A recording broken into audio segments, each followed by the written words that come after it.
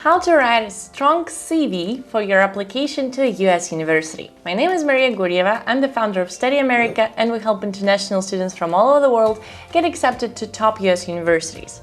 In this video, I would like to talk about CV. And CV is a very important document that you need to provide if you're applying for master's programs or for PhD programs or for MBA programs. And writing a CV for a US university and basically for any US company requires knowing the format and requires knowing some tricks and tips in order to really look professional. And in this video, we will talk about those tips so that your CV looks professional and represents you with the best way possible. Let's go. The goal of CV is to show your experience, to really highlight your experience, to highlight the skills that you got through that experience, and to show the admissions that you're a really good candidate that should be there in studying at that university. And we do that by, of course, following the format. A very important thing that I really want to note here, probably the first thing that I want to note, is that you might be familiar with different types of CV, maybe in your country or, for example, in Europe. You're familiar with a certain type of writing your resumes, writing your CVs, and the American format is different, probably is different, might be different. Really getting into details of how they write their CVs in the United States can help you write a better and a more professional resume that they are prepared for. Of course, they're familiar with the European format of CV writing, and that format is universal, but I would use that format only for applying for a PhD program, because maybe applying for a PhD program, you already have a lot of publications, you have a lot of experience, you have conferences, and you need to fill all that information in one document and make it structured. So applying for a PhD program, you might use the European format, but applying for a master's program or for an MBA program, you need to show them that you are already professional, that you know how to write the resume that you will later send to your employers. In this case, you need to follow the American format. The important things about that format is that it has to be one page.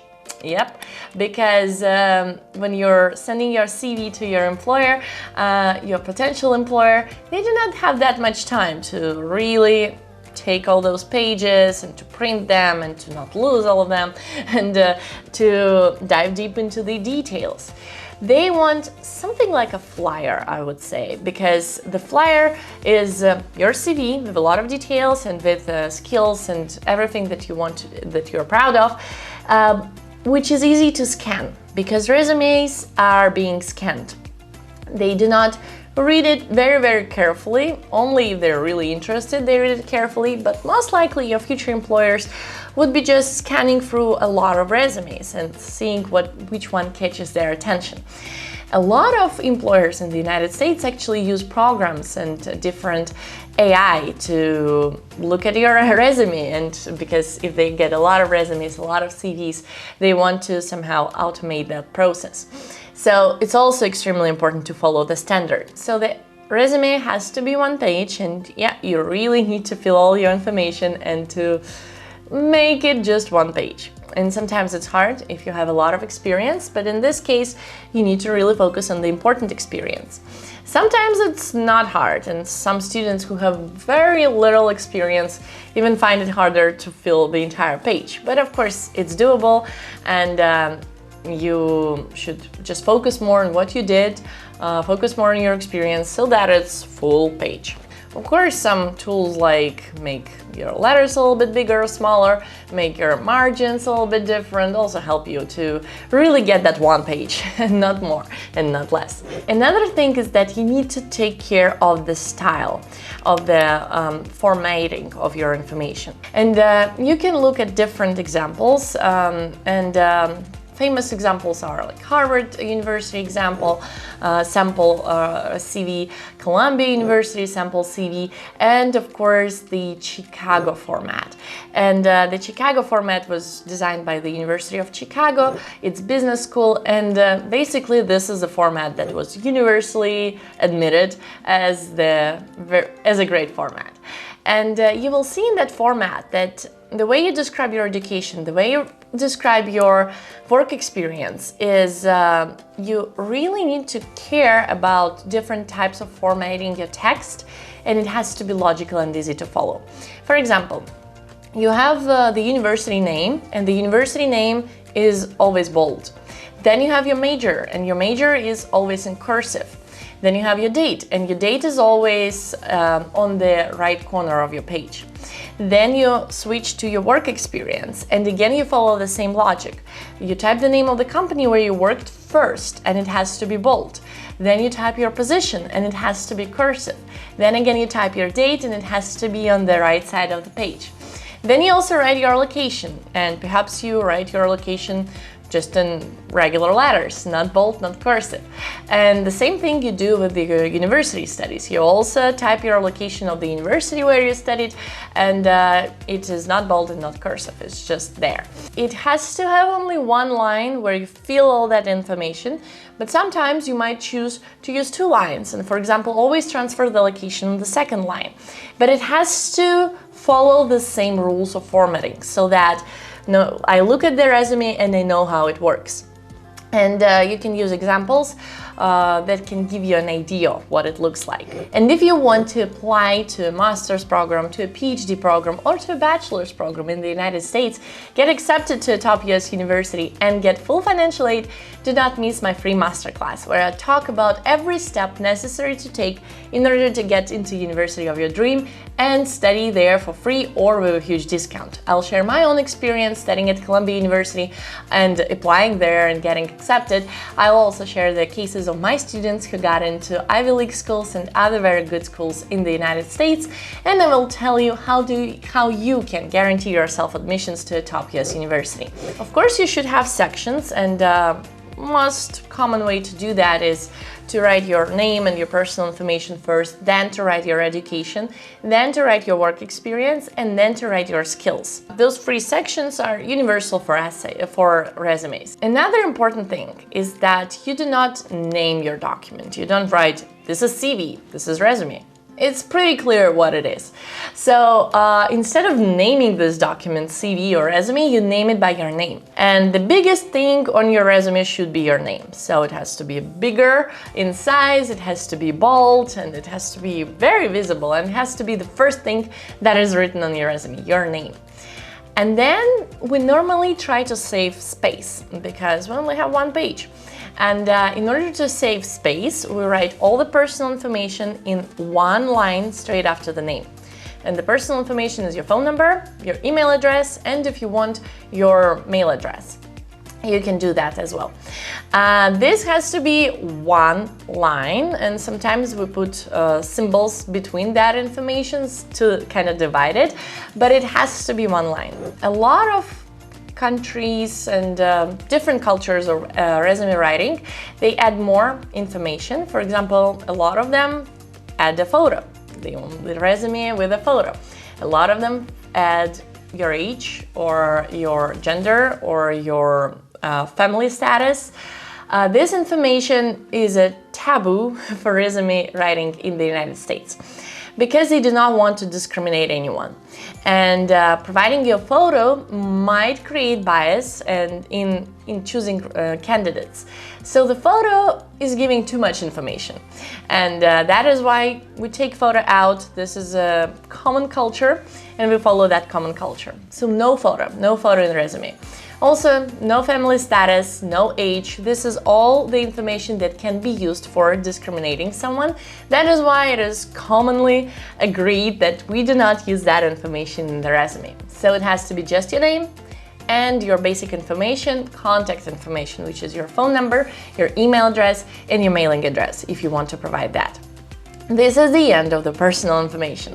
Then we start with the education section. Most likely, you can switch sections, but most generally, the section that follows your personal information is the education section, where you provide the information about your first degree. You write your the name of the university, your major, the dates, the location, and that's basically everything that you need to add there. Then you move to your work experience, or you can call it professional experience. And in the professional experience, You again write about all your employers, the companies where you worked, in bold, then in cursive what you did there, what was your position called, then the dates, the location, and then of course we provide details. Here we go to another very important thing, how to provide details. And one of the very important things that you need to do that is to keep in mind that they are scanning. They are not reading it very attentively, and you need to catch their attention. That is why when we write bullet points, and we should have about 3 bullet points everywhere. If you really need to have 4, you can have 4. But overall, I suggest that you have the same amount, the same number of bullet points in each place where you worked or where you interned. This just looks better. This just looks more nice, and it gives enough details. Because if you only have 1 bullet point, it kind of like looks weird, you probably didn't do much there, and if you provide too much, you lose space. And it's nice when you have 3 bullet points in each of your place where you worked. In those bullet points, you take a lot of care about how you start that text. And it's important to start with an action verb. And in order to write the action verb, you go to Google and you Google action verbs for resume, action verbs for CV, and you'll find a lot of lists. Some lists are structured based on their topics, on kind of work you did. Some lists are just alphabetical, but in those lists you can find nice verbs that you could use, nice synonyms of simpler verbs, and that's important to use. For example, a pretty weak word to use is worked or helped. Helped is a weak word. That means you didn't do much. It means you're not a leader. You were just following somebody else. Worked is also a dull word because it doesn't give a lot of details and it lacks some leadership. And instead of worked and helped, you can write supervised or managed or something different. There are a lot of details, but you need to really kind of think of what you really did there, because helped is too general, worked is too general. But can you say that you supervised something or managed something? Instead of worked, at least write managed. Can you get into more details of what kind of thing you did? And try to put leadership in every verb that you use. And this is the list of action verbs will help you do that. So you can just, sometimes they have synonyms, like instead of work, this is what list of verbs that you can use instead of that word. Instead of helped, this is the list of verbs. Really take advantage of those lists and start every bullet point with a very active verb that can speak that you are a leader, that can speak that you did a lot of really important work.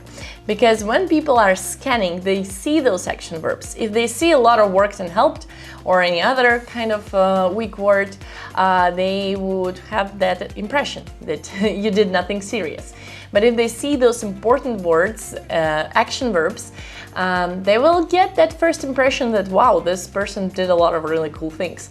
And then they will dive deeper into what actually you supervised and managed and advised or anything else. Then you need to describe what you did in each single bullet point. And by describing that, you also need to be smart. For example, you did a lot of things. Like you worked in the office and your tasks included like 40 different things. And of course, you don't have space to write all of that. You need to group those things. And by grouping those things, you need to think of one action verb that describes all those things that you did.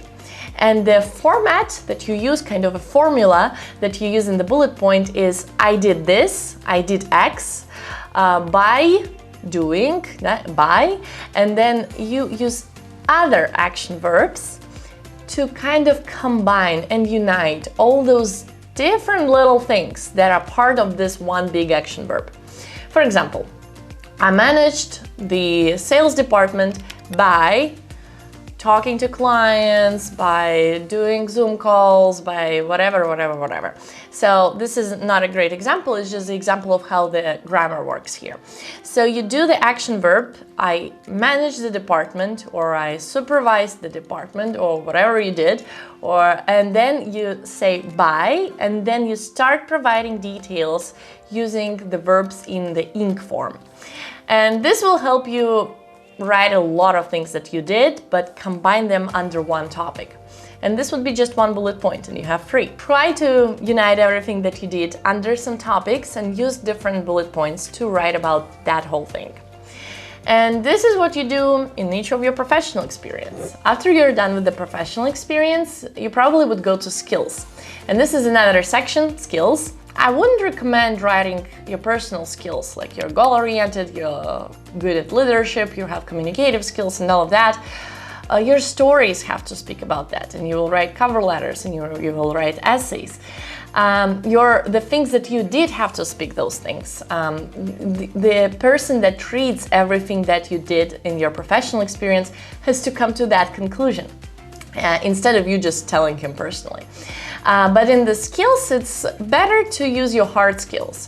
Hard skills including your language skills or your computer skills, what kind of programs you're familiar with, what kind of languages and on what level you speak. Those things are really nice to write there, and this is a great spot to be proud of them and to let them know of your hard skills.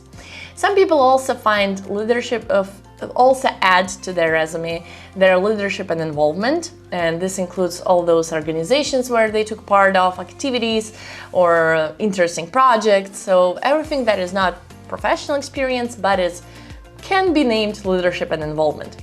Some people also add that section, especially when they have little work experience, then they might add that to their list. So this is basically what the resume looks like, and I hope that this gave you an idea of how important and how different CVs in the United States are, and how important it is to follow not just the rules and the format, but also have fun, make it beautiful, and actually put your experience in such great words that can impress anybody. So this is the goal. And if you like this video, please press the like button. There are a lot of very interesting videos on this channel, so also do not forget to subscribe to this channel. And this will help this channel a lot. And please share in the comments what you think. What are your thoughts?